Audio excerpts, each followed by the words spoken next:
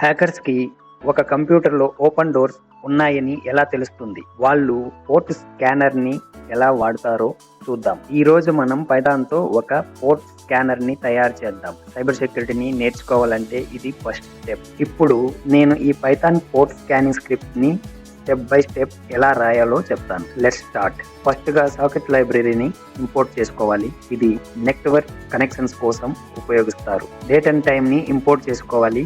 Import date and time ఇది scan start అయ్యే టైంని చూపించడానికి ఉపయోగిస్తున్నాను.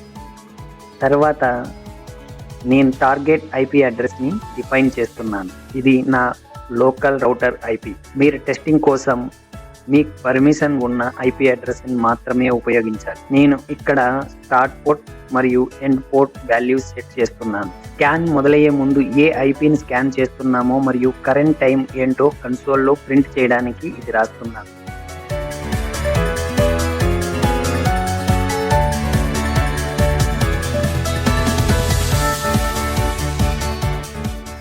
ఇప్పుడు మెయిన్ స్కానింగ్ ప్రాసెస్ స్టార్ట్ అవుతుంది.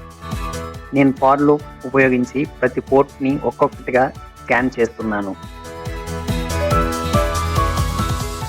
అలాగే లూప్ లోపల నేను ఒక సాకెట్ ఆబ్జెక్ట్ క్రియేట్ చేస్తున్నాను. ఇది IPv4 మరియు TCP ప్రోటోకాల్.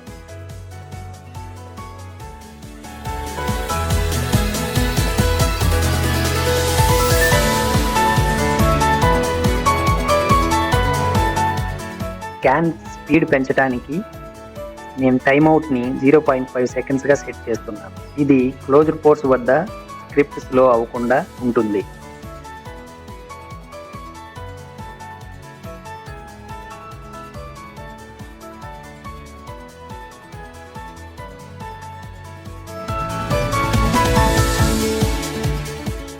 ఇక్కడ టార్గెట్ ఐపీ మరియు పోర్ట్కి కనెక్ట్ అవ్వడానికి ట్రై చేస్తున్నాం.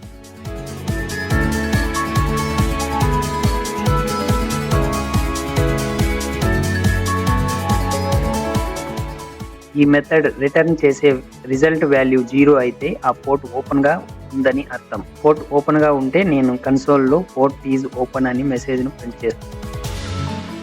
తర్వాత సాకెట్ని క్లోజ్ చేస్తున్నాను. ఏ స్క్రిప్ట్కైనా ఎర్రర్ హ్యాండ్లింగ్ చాలా important. User control C press చేస్తే స్కాన్ సేఫ్లీ స్టాప్ అవుతుంది.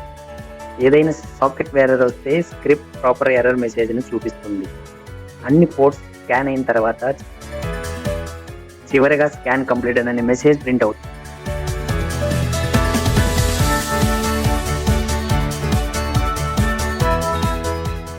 Demo time. నా రౌటర్ని స్కాన్ చేసి చూద్దాం. వార్నింగ్, మీకు సంబంధం లేని వెబ్సైట్స్ని స్కాన్ చేయొద్దని. ఇది ఇల్లీగల్. ఎథికల్గా యూజ్ చేయండి.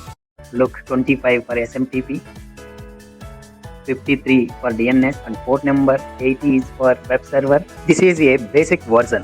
In advanced videos, I will show you how to scan 1000 ports in 1 second using threading and also 1000 IPs for a particular ports.